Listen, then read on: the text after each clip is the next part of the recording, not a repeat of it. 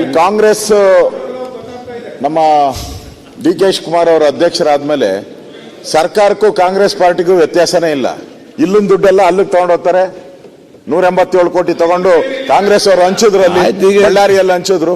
ಇಲ್ಲಿ ಸರ್ಕಾರ ಒಂದು ರೀತಿ ನೋಡಿ, ಅಂಗನವಾಡಿಯವರಿಗೆ ಹಣ ಕೊಡಕ್ ದುಡ್ಡಿಲ್ಲ.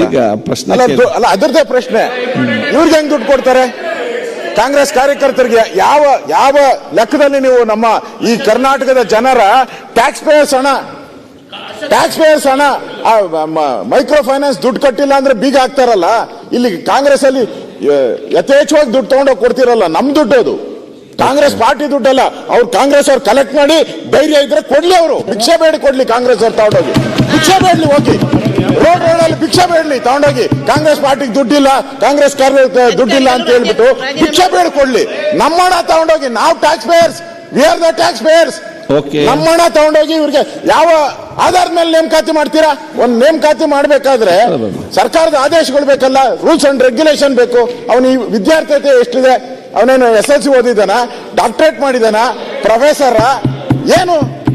ಅವನಿಗೆ ಕ್ಯಾಬಿನೆಟ್, ಅವನಿಗೆ ಕಾರು, ಅವನಿಗೆ ಬಂಗ್ಲೆ, ಅವನಿಗೆ ದೊಡ್ಡ ದೊಡ್ಡ ಆಫೀಸ್ ಡೆಕೋರೇಷನ್.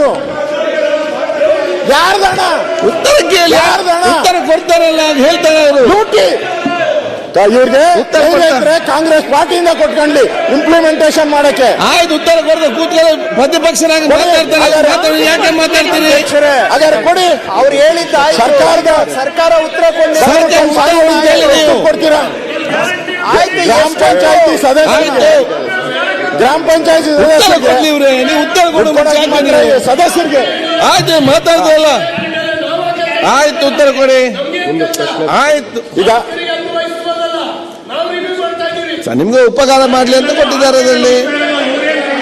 ಈಗ ನೀವು ಆಯ್ತು, ಮಾತಾಡ್ಲಿ. ಈಗ ಸರ್ಕಾರ ಉತ್ತರ ಕೊಡಿ. ಅಧ್ಯಕ್ಷರೇ ಒಂದೇ ನಿಮಿಷ, ಈಗ ಒಂದೇ ನಿಮಿಷ ಅಧ್ಯಕ್ಷರೇ ಆಯ್ತು, ಅವರು ಒಂದೇ ನಿಮಿಷ ಈಗ ನೋಡಿ ಅಧ್ಯಕ್ಷರೇ, ಈ ರಾಜ್ಯದಲ್ಲಿ ಅಧಿಕಾರಿಗಳು ಸತ್ತೋಗಿದ್ರೆ, ಅಧಿಕಾರಿಗಳೆಲ್ಲ ಸತ್ತೋಗಿದ್ರೆ, ಅಧಿಕಾರಿಗಳಿಗೆ ಕೆಲಸ ಜಾಸ್ತಿ ಇದೆ.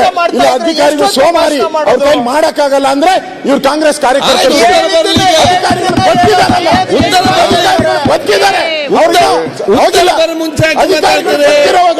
ನೀವು ಅವ್ರನ್ನ ಇಂಪ್ಲಿಮೆಂಟೇಷನ್ ಉತ್ತರ ಕೇಳಿದ್ರೆ ಯಾಕೆ ರಾಜಕೀಯ ಭಾಷಣ?